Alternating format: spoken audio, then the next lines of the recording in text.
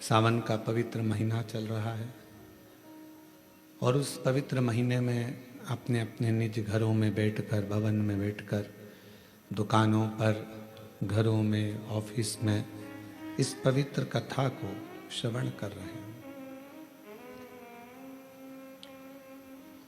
भगवान देवाधिदेव महादेव से एक रिश्ता जोड़ने का प्रयास करिए।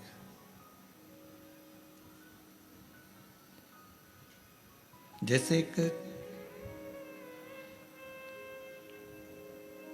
इत्र की छोटी सी बूंद हमारे पूरे कमरे को महका देती है।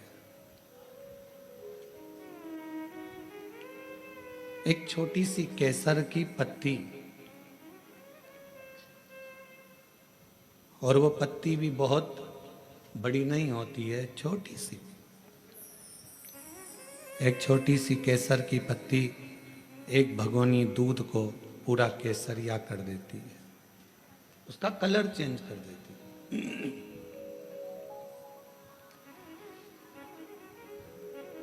एक बूंद नींबू की बड़े सारे पात्र में रखे हुए पूरे दूध को फाड़ देती है। थोड़ा सा राई जीरा का बघार पूरी दाल में स्वाद ला देता है। हम आपसे ये नहीं कहेंगे कि आप बहुत सारी भक्ति करो या बहुत सारा भजन करो या बहुत सारा भगवान के मंदिर में जाकर बैठो या बहुत समय तीर्थ में जाकर बैठो। आप तो थोड़ा सा, एक बूंद इत्र के बराबर, एक केसर की पत्ती के बराबर, थोड़ा सा राई जीरे के बराबर, थोड़ा सा नींबू की एक बूंद के बराबर, थोड़ा सा भजन, बड़े पात्र में थोड़ा सा जामन पूरे पात्र को जमा देता है, थोड़ा सा बघार पूरी दाल में स्वाद ला देता है, थोड़ा सा केसर पूरे दूध को केसरिया कर देता है, थोड़ा सा इत्र पूरी घर को सुगंधित कर देता है। उसी तरह श्रावण महीने में अगर एक अंश मात्र भी हमने शिव का नाम लिया तो पूरे जीवन भर हमें सुख प्रदान कर देता है। पूरा जीवन, हमारे संपूर्ण जीवन का एक आनंद देने के लिए ये श्रावण का महीना आता।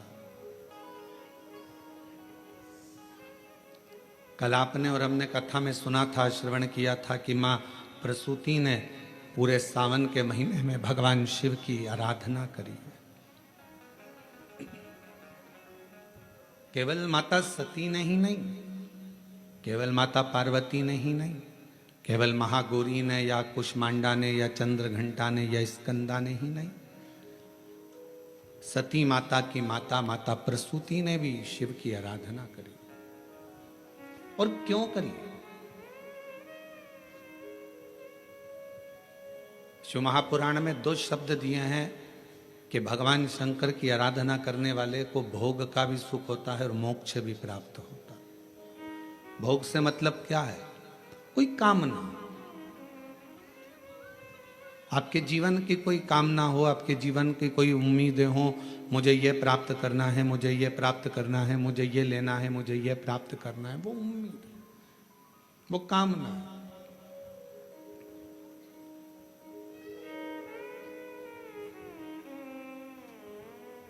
कोई वस्तु की चाह है, कुछ प्राप्त नहीं हो रहा, बहुत परिश्रम कर लिया तो भी नहीं प्राप्त हुआ, तब हमने शिव की आराधना करना प्रारंभ करी। शिव की आराधना, ये किसी पुराण में ये नहीं लिखा कि भगवान की आराधना भोग और मोक्ष के लिए करो, पर शिव महापुराण का यदि आप अध्ययन करेंगे, शिव महापुराण को यदि आप पढ़ेंगे तो उसमें लिखा है कि शिव की आराधना भोग और मोक्ष दोनों के कारणों से होती है। कुछ पाना है, अगर आपने भगवान शंकर की अविरल भक्ति को धारण किया है तो शिव जरूर देंगे। मोक्ष की कामना है, शरीर छोड़ना है और ये कामना है कि मैंने जिंदगी में कोई श्रेष्ठ कर्म नहीं किया,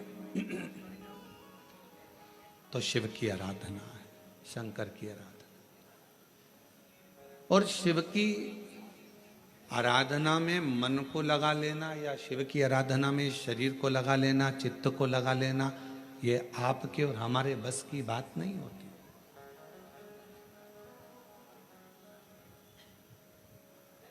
हम आज आशीष जी को कह रहे थे, आशीष जी दुर्गेश शर्मा जी को साधुवाद दूंगा, जिन्होंने शिव के लिए, शिव महापुराण के लिए कम से कम त्याग रखा कि मैं दाढ़ी नहीं बनवाऊंगा, बाल नहीं बनवाऊंगा जब तक शिव की कथा का रसतत्व हमारे कोरबा में ना हो जाए, तब तक उसका स्मरण ना। एक उपासना का फल व्यक्ति को मिलता है, एक साधना का फल व्यक्ति के जीवन में आता है। आप किसके लिए परित्याग कर रहे हो, आप किसके लिए छोड़ रहे हो, यह आपके ऊपर निर्भर करता है। कथा के यजमान पद ग्रहण करे हैं अग्रवाल जी हैं, भरत जी हैं, शैलेश जी हैं, राजेंद्र जी हैं, ये सब लोग हैं, साहू परिवार है। इन सब से पूछें कोई पूर्व जन्म का कोई अच्छा कर्म इनकी जिंदगी में हुआ होगा, कोई पूर्वजों की कृपा इनके जीवन में हुई होगी, तो इनको यजमान पद ग्रहण करने का सौभाग्य प्राप्त हुआ, सौभाग्य मिला। शिव की भक्ति, भगवान शंकर से एक रिश्ता, केवल माता सती ने ही शिव की आराधना श्रावण महीने में या पार्वती जी ने ही शिव की आराधना श्रावण महीने में नहीं करी। सती माता की माता स्वयं प्रसूति जी ने भी श्रावण महीने में शिव जी की आराधना केवल एक कामना से करी।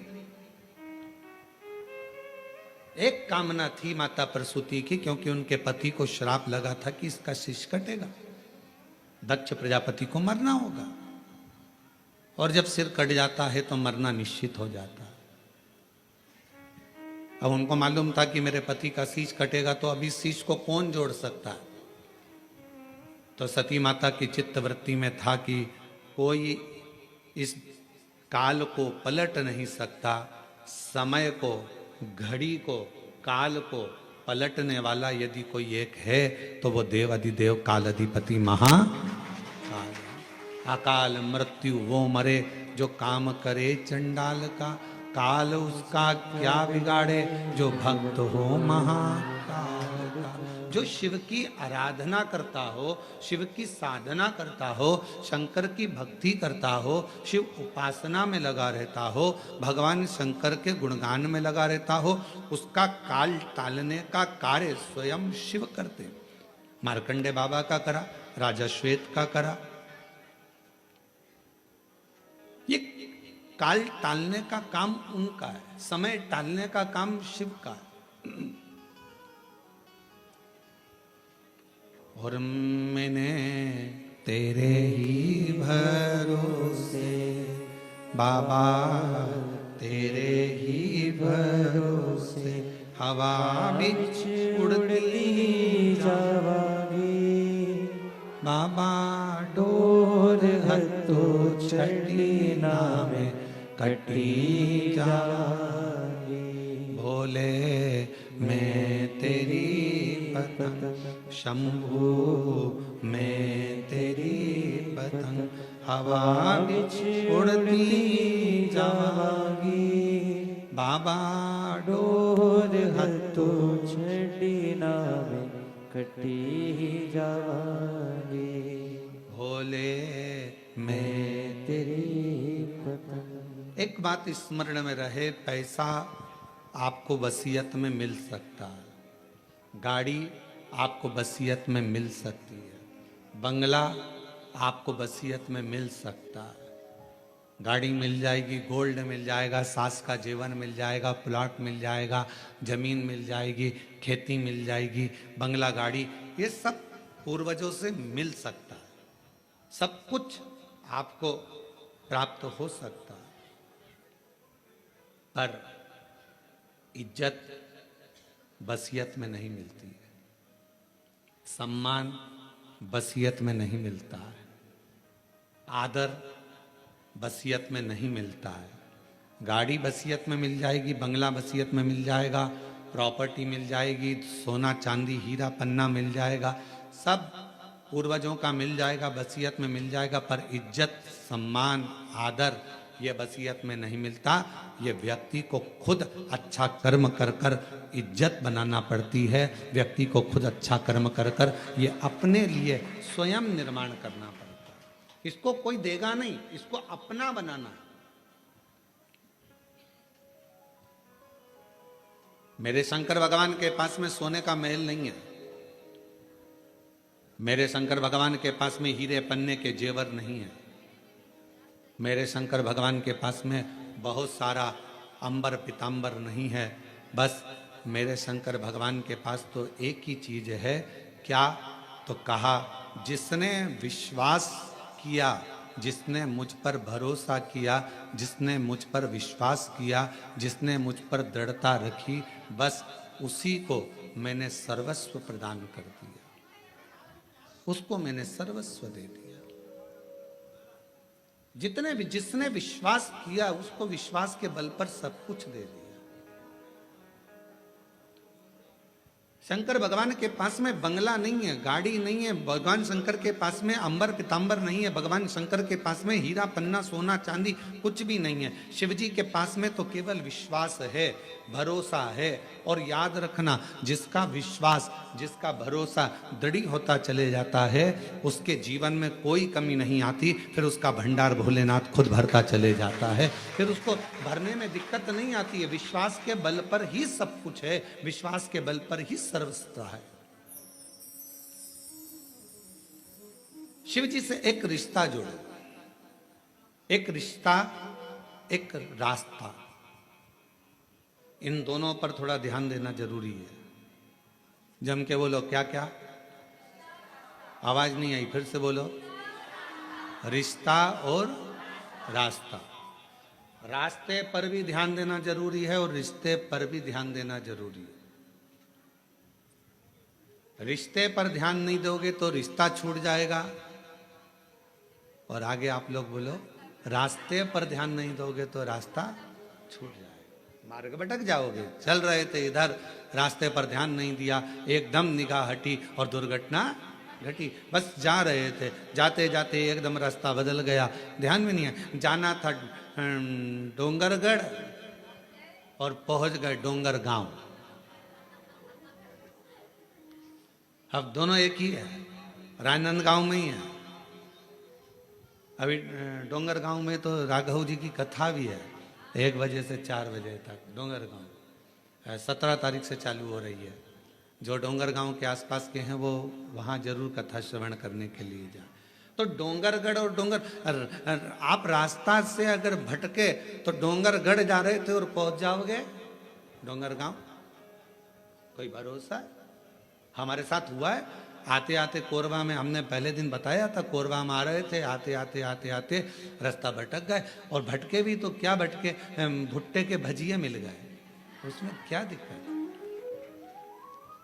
अभी अभी शर्मा जी तिलक करवाने आए थे, तो वो तिलक करवा रहे थे और उनके तिलक के बाद में उनकी धर्म पत्नी गई थी वहाँ, और इतने में आ गई जी हमारी दूसरी जीजी, और दूसरी जीजी आई तो तिलक करवा के चली गई। तो शर्मा जी बोले, ये मेरी नहीं है,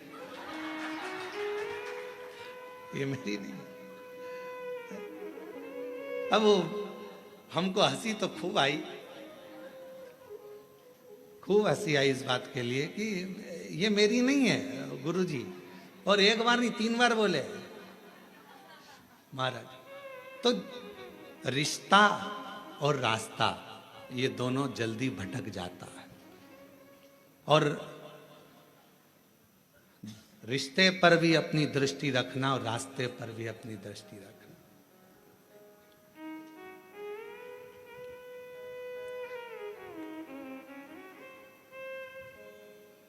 दूर नगरी, बड़ी दूर नगरी, दूर नगरी, बड़ी दूर नगरी। कैसे आऊं भोले बाबा, कैसे आऊं शंभू बाबा, तेरी काशी नगरी बड़ी दूर नगरी, दूर नगरी, बड़ी दूर नगरी, दूर नगरी, बड़ी दूर नगरी। कैसे आऊं भोले बाबा, कैसे आऊं शंभू बाबा, देवघर नगरी, बड़ी दूर नगरी, देवघर नगरी, बड़ी दूर नगरी। धीरे धीरे चलूं तो कमर मोरी लचके, धीरे धीरे चलूं तो कमर मोरी लचके, झटपट चलूं तो, झटपट चलूं तो झलकाए गगरी, बड़ी दूर नगरी, दूर नगरी, बड़ी दूर नगरी। कैसे आऊं भोले बाबा, कैसे आऊं शंभू बाबा, तेरी काशी नगरी, देवघर नगरी। इस जीवन का दो क्रम स्मरण में रखना और इस पर निगाह रखना, एक रिश्ते पर निगाह रखना और एक रास्ते पर निगाह रखना। कभी भी छूट सकता।